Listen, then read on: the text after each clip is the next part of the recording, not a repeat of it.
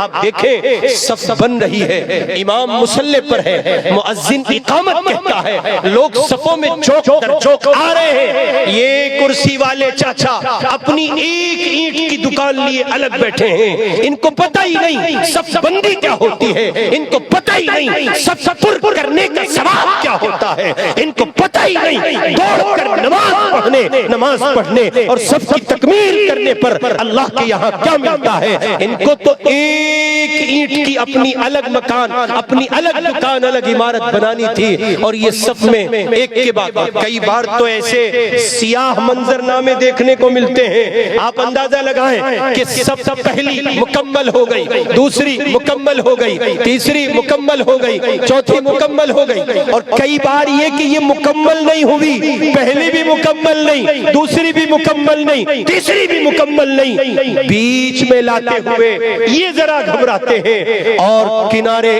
ایک کے بعد دو، دو کے بعد تین، تین کے بعد چار، پوری صف خالی ہے، اور ہر صف کے کنارے ایک کرسی ہے، اور کرسی پر ایک اپڈیٹ ورژن کے نمازی براجمان ہے، جو اپنی حیثیت پر، اپنی کیفیت پر نماز پڑھ رہے ہیں۔ وہ اس کیفیت پر نماز نہیں پڑھ رہے جس کیفیت پر سیدنا علی نماز پڑھتے تھے۔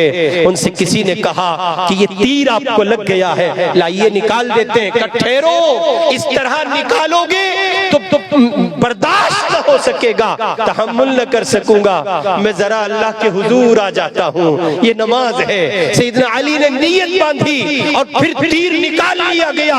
علی قرآن کی تلاوت میں مشغول تھے، رب کے قدموں پر سجدہ کر رہے تھے، تیر نکال لیا گیا۔ بعد میں کسی نے پوچھا امیر المومنین آپ کو پتہ چلا؟ کہ پتہ ہی نہیں چلا کب تم نے تیر نکال لیا، اسے نماز کہتے ہیں۔ اس لیے ہم آپ کی خدمت میں عرض کرتے ہیں، نماز وہ جو 14 صدی کے بعد آج کا فلسطین اجڑ جانے کے بعد غزہ کی سرزمین پر گھر نہیں بناتا ہے، اپنی دکانیں اور مکانات تعمیر نہیں کرتا ہے۔ جیسے ہی مذاکرات کی میز بچھائی گئی اور باہم قیدیوں کے تبادلے کا سلسلہ شروع ہوا، رمضان سے پہلے فلسطین کے باشندوں نے جس شے کو سب سے زیادہ ضروری سمجھا، وہ اپنے مکانات کے کھنڈرات میں تلاش کرتے تھے، اللہ کے گھر کو، مسجد کو، مدرسے کو، اس جگہ کو تلاش کرتے تھے جہاں وہ سر جھکاتے تھے۔ روڈ پر غزہ کی زمین پر ایک لمبی قطار ہے، سڑک پر لوگ نماز پڑھ رہے ہیں، اور گویا وہ اس حالت میں، اس کنڈیشن میں اپنے مکانات کے کھنڈرات پر صف بصف کھڑے ہو کر اللہ کے حضور جبین نیاز جھکا کر، وہ کسی کو کچھ کہے نہ کہے، ان کرسی والوں کو ضرور کہہ رہے ہیں، ظالموں آسائی کی نماز پڑھتے ہو، راحت کی نماز پڑھتے ہو، من کی نماز پڑھتے ہو۔ من کی نماز، جیسے پی ایم مودی جی من کی بات کرتے ہیں، ویسے یہ ہمارے لوگ من کی نماز پڑھتے ہیں۔ ان کے من نے کہا ہلکا سا پین ہے، کرسی لے لو۔ ان کے من نے کہا جیسے مودی جی نے من کی بات میں وسعت دی ہے، ویسے انہوں نے اپنے من کی دنیا میں وسعت دی ہے۔ اور اگر آپ نے اس ٹرینڈ کو، اس کلچر کو، اس بگڑتی تہذیب کو آپ نے نہیں روکا تو وہ دن دور نہیں ہوگا جب آپ کی مسجدیں نہیں ہوں گی، اکھاڑا بن جائے۔ اس لیے سبق لیجئے غزہ کے غیور مسلمانوں سے، پاؤں نہیں تو ہاتھ نہیں، ہاتھ نہیں تو پاؤں نہیں، وجود کے چتھرے اڑے پڑے ہیں۔ اس حال میں وہ کھڑے ہیں روڈ پر، اس حال میں وہ کھڑے ہیں اونچے نیچے پتھروں پر، وہاں چٹائیاں نہیں ہیں، وہاں مخملی قالین نہیں ہے۔ اللہ کے بندوں، ایسیاں نہیں لگی ہوئی ہیں، سردی اور گرمی کی حالت میں اسی طرح بموں کی گرج اور توپوں کے سائے اور گولوں کے دہانے پر اور گولیوں کی بمباری اور شدت کے اس اسلحہ بارود کی دن اور رات کی مہماری میں کھڑے ہیں، اور بتا رہے لوگوں ایسی عبادت کرو جیسی ہم کر رہے ہیں، یہ اسلام کی عمارت کا دوسرا پلر ہوگا، اور آپ اسلام کو پورے طور پر اپنانے والے ہوں گے۔ اس لیے 5 وقتہ نماز بس اسی ایک پہلو پر بات کر کے آگے بڑھ رہا ہوں. نماز کو قائم کیجیے، بنیادی طور پر نماز پڑھیے. مدنی فاؤنڈیشن کا ایک ایک جوان، اس سے وابستہ، اس تحریک سے وابستہ ایک ایک فرد اپنے اوپر یہ لازم کرے کہ پروردگار نے اس کو سالانہ اس جلسے کی محنت سے وابستہ کیا ہے، پورے سال اپنے کردار پر غور کرے، اس کی نماز مس نہ ہو جائے، وہ عابدوں کی سب سے باہر نہ چلا جائے. کہیں کوئی اس سے روک کر یہ نہ کہہ دے میاں تمہاری نمازوں کا کیا حال ہے. مائیں بہنیں بچیاں بھی سن رہی ہیں، ان کی خدمت میں بھی عرض ہے وقت پر نماز ادا کریں، سمٹ کر رہیں جیسے مردوں کے لیے لازم ہے توحید کی حفاظت کرنا، توحید کے پلر کی تعمیر کرنا، عبادت کے پلر کی تعمیر کرنا، اور اس کے نتیجے میں اسلام کی بنیادی تعلیمات کو اور کل اسلام کو وہ اپنائیں گے. ٹھیک اسی طرح یہی حکم حضرت تھانوی علیہ الرحمہ نے عورتوں کے لیے کہا ہے کہ ان کو بھی کل کا کل اسلام گویا مل جائے گا جب ان کی زندگیوں میں یہ 5 بنیادی باتیں ہوں گی. تیسرا بنیادی عمل، اخلاق کا پلر تعمیر کیجئے، زبان کا بول میٹھا کیجئے. حضرت زبان کا بول، اور آپ اپنے رشتوں کے جہان میں، رشتوں کی دنیا میں جہاں جس رشتے سے منسوخ پائے جاتے ہیں، آپ اپنا جائزہ لیجئے. آپ اگر باپ ہیں تو ایک باپ کو کیسا ہونا چاہیے؟ اس زمین پر محمد الرسول اللہ سے بہتر باپ کوئی آیا؟ آپ اگر ایک بیٹے ہیں تو بیٹے کی زبان کا بول ماں باپ کے لیے کیسا ہو؟ آپ اگر ایک بھائی ہیں تو بھائیوں کا کردار بہنوں کے لیے کیسا ہو؟ آپ اگر ایک شوہر ہیں تو شوہر کا کردار بیوی کے لیے کیسا ہو؟ اور آپ ایک انسان ہیں تو انسان کے لیے کیسا ہو؟ اس کی زبان کا بول کیسا ہے؟ میٹھا ہے یا کڑوا ہے؟ وہ لوگوں سے ملتا کیسے ہے؟ آج کل تو لوگ اپنے چہروں کے تاثرات اس انداز کے پیش کرتے ہیں کہ ان سے ایک بار ملنے کے بعد دوبارہ ملتے ہوئے ڈر لگتا ہے، پتہ نہیں وہ ملنا چاہتے بھی ہیں کہ نہیں چاہتے. اس لیے حسن اخلاق کی زمین کو زندہ کیجئے. آپ کامل مومن نہیں ہو سکتے. امام الانبیاء حضرت محمد الرسول اللہ صلی اللہ علیہ وسلم نے ارشاد فرمایا میں دنیا میں آیا ہوں اس لیے تاکہ اخلاق حسنہ کی تکمیل کر دوں. حضور پاک علیہ السلام نے ارشاد فرمایا کامل مومن وہ جس کے اخلاق اچھے ہیں. اخلاق کا پیمانہ وہ ہے جس کے پاس جتنے بہتر اخلاق ہوں گے وہ اتنا اچھا انسان قرار پائے گا. چنانچہ آپ اس سلسلے میں امام الانبیاء حضرت محمد الرسول اللہ صلی اللہ علیہ وسلم کی ذات عالی کے اوصاف و کمالات دیکھیں. سیدنا علی کہتے ہیں کہ حضور پاک علیہ السلام کی بارگاہ میں کوئی آئے اور آپ کے چہرے انور پر نظر ڈال لے یہ آسان نہیں تھا، اس لیے کہ محمد عربی کے چہرے پر رعب ایسا، جلال ایسا مجال ہے کوئی نگاہ اٹھا سکے، مگر یہ کہ اگر حضور کسی پر نگاہ ڈال دیں، سیدنا علی کہتے ہیں، اور آپ کسی سے ہم کلام ہو جائیں پھر مجال اس کی کہ وہ مصطفیٰ کی چوکھٹ چھوڑ دے اور پوچھو جاؤ دستک دو حضرت زید کی چوکھٹ پر، ان سے پوچھو ان کا باپ بھی کھڑا ہے چچا بھی کھڑا ہے، زید ہم تمہیں لینے آئے ہیں. حضور پاک علیہ السلام کی عدالت میں گہار لگائی ہمارا بچہ ہمیں لوٹا دیجئے. فرمایا اسی زید سے پوچھ لو یہ جانا چاہتا ہے کہ نہیں جانا چاہتا، اگر یہ جانا چاہتا ہے تو لے جاؤ. محمد عربی صلی اللہ علیہ وسلم کی ذات عالی کو سلام، کروڑوں سلام ہو محمد عربی پر. ادھر زید کے گھر والے پوچھ رہے ہیں، ادھر زید کہتے ہیں یہ جان تو جا سکتی ہے محمد الرسول اللہ کی چوکھٹ نہیں چھوڑی جا سکتی. کیا اخلاق ہوں گے؟ سیدنا انس کہتے ہیں میں بچہ تھا، بچہ 10 سال حضور کی خدمت میں رہا، مجھے کبھی یوں بھی نہیں کہا یہ کام یوں کیوں کیا، یوں نہیں کرنا چاہیے تھا. اور ایک موقع پر تو کمال ہوا، حضور نے کسی کام سے بھیجا، حضرت انس اپنے دوستوں میں گم، اپنے ساتھیوں میں مستی کرنے لگے. بچے تھے، خادم ہو پھر بچہ ہو اور وقت کا شیخ ہو. اللہ، اور شیخ میں بھی کون؟ امام الانبیاء کی ذات عالی ہے، جہاں سارے شیخ الشیوخ کا تقوی، طہارت، للہیت، بزرگی، پاکیزگی سب توڑ دیتی ہے مصطفیٰ کی قدموں کی خاک پر. حضور علیہ السلام کے یہ صحابی حضرت انس کہتے ہیں کبھی اللہ کے پاک حبیب نے، اللہ کے پاک پیغمبر نے کسی درجے میں ناگواری کا اظہار نہیں فرمایا. ایسے اعلیٰ اخلاق کے مالک ہیں آپ. اسی کی تعلیم آپ نے دی اور فرمایا اکمل المؤمنین ایمانا احسنهم خلقا. حضور پاک علیہ السلام نے فرمایا کامل مومن وہ جس کے اخلاق اچھے ہیں، اور اخلاق کے اس پیمانے اور اس زمین پر بھی کامل مومن وہ جو گھر والوں کے ساتھ اچھا ہو.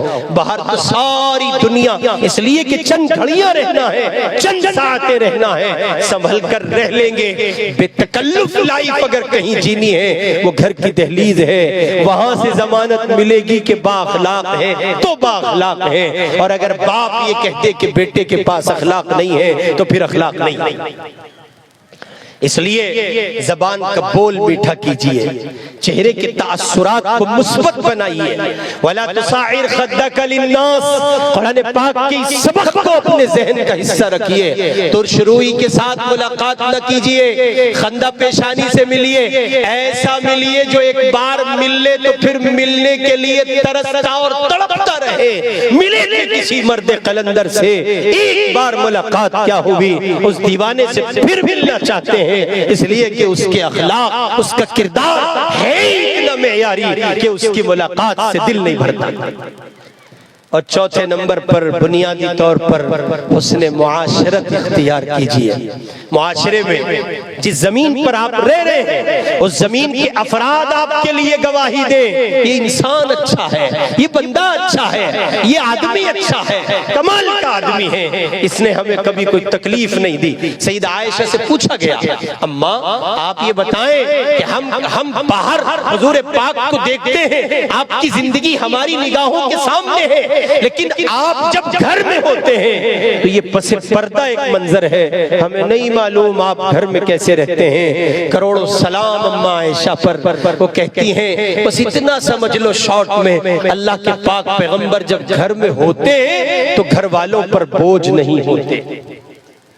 ایک ہم ہیں امی پانی لا دو، بڑی بہن سے مطالبہ ہے پانی لاؤ، کھانا لاؤ، کپڑے نکالو. اپنے کام کاج میں، دوسروں کے کام کاج میں تو ہاتھ کیا بٹاتے، اپنے کام کرتے ہوئے آج کے نوجوان پر بار پڑتا ہے، زور پڑتا ہے. اپنے کاموں سے، اپنے ذاتی اور نجی کاموں سے نوجوان بھاگتے ہیں باوجود اس کے کہ ان کی جھولی میں جوانی موجود ہے. اور کس قدر بے راہ روی ہے گھر کی دنیا میں. شیخ الاسلام کہتے ہیں جن چیزوں کو ہم گناہ ہی نہیں سمجھتے وہ اس درجے کا گناہ ہے کہ اگر ان کے گناہ ہونے کا احساس ہمیں ہو جائے تو پھر پتہ چلے کہ کتنے بڑے جرم کے ہم مرتکب ہیں. اور وہ گناہ کیا ہے؟ فرماتے ہیں کسی بندے نے واش بیسن پر ہاتھ دھویا اور برابر میں ٹاول تھا، تولیہ ٹنگا ہوا تھا، اس نے وہاں سے تولیہ لیا اور ہاتھ صاف کرتے ہوئے وہ تولیہ لے جا کے بیڈ روم میں بیڈ پر ڈال دیا. اور پھر معاً بعد کسی گھر کے دوسرے فرد کو ضرورت پڑی، اس نے تولیہ تلاش کیا، نہ ملا، اتنی دیر وہ پریشان رہا. شیخ الاسلام کہتے ہیں اس کا گناہ اس بندے کے ذمہ ہوگا جس نے یہاں سے تولیہ اٹھا کے صاف کرتے ہوئے لے جا کے بیڈ روم میں ڈال دیا ہے. حسن معاشرت سیکھیے.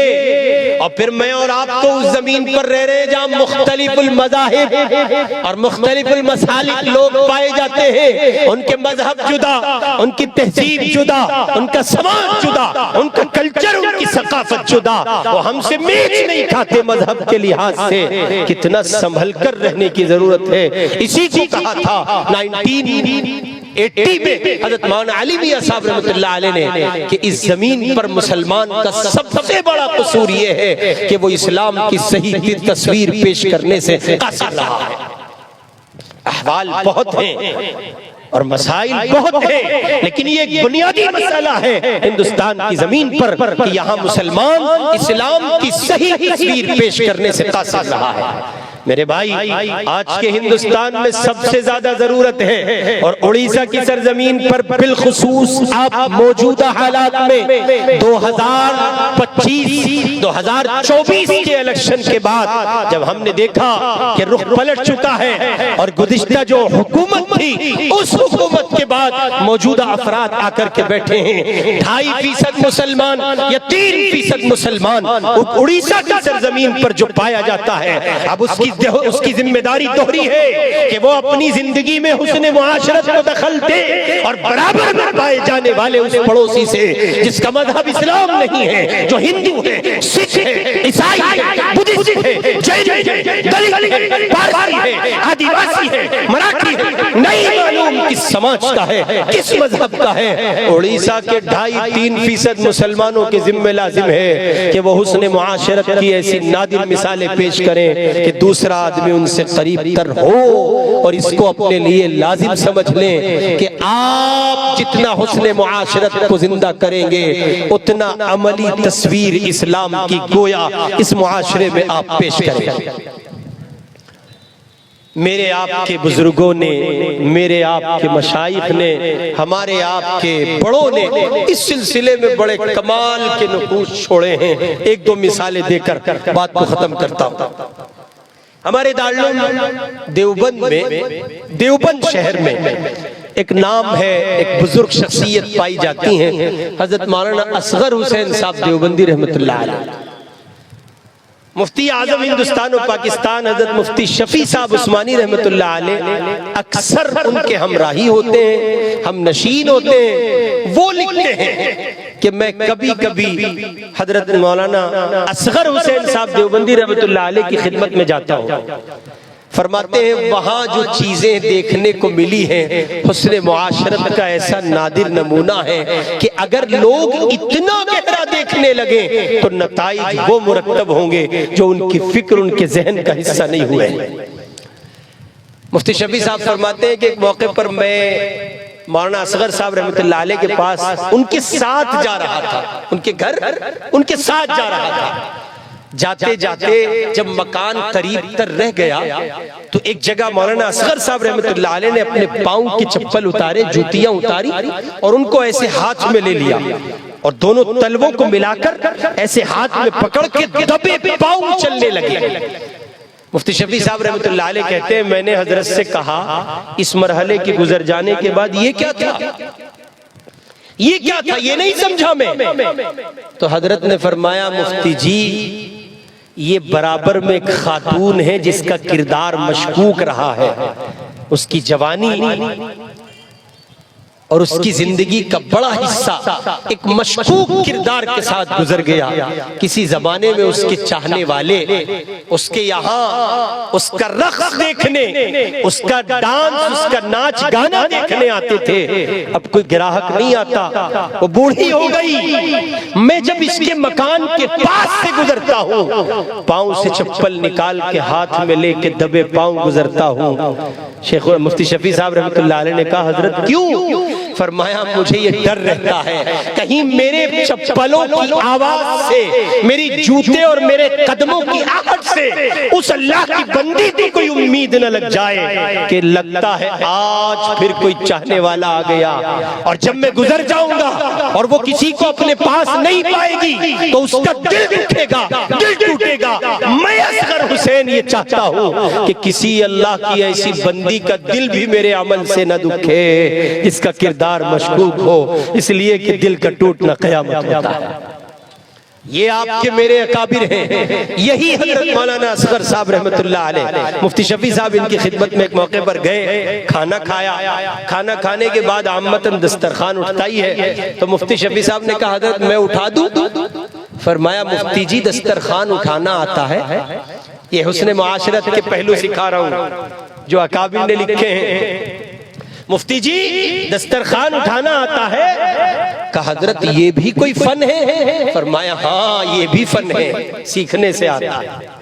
اور میاں یہ بازار میں نہیں ملتا، اسے آپ خرید نہیں سکتے، یہ سلیقے کا جہان ہے۔ کسی بڑے کی چوکھٹ پر جا کر چھوٹے بن کر اہل اللہ کی جوتیاں سیدھی کرو، کسی کو اپنا شیخ بناؤ، مرشد بناؤ، مربی بناؤ، بڑا بناؤ، اس کے یہاں زانو تلمس طے کرو، کڑوی کسیلی سہور سنو، وہاں سے جو کچھ ملے گا اس جہان کا نام سلیقہ ہے، شعور ہے، فکر ہے، تدبر ہے، حوصلہ ہے، تہذیب و تمدن ہے، یہ سب بزرگوں کی چوکھٹ پہ ملتا ہے۔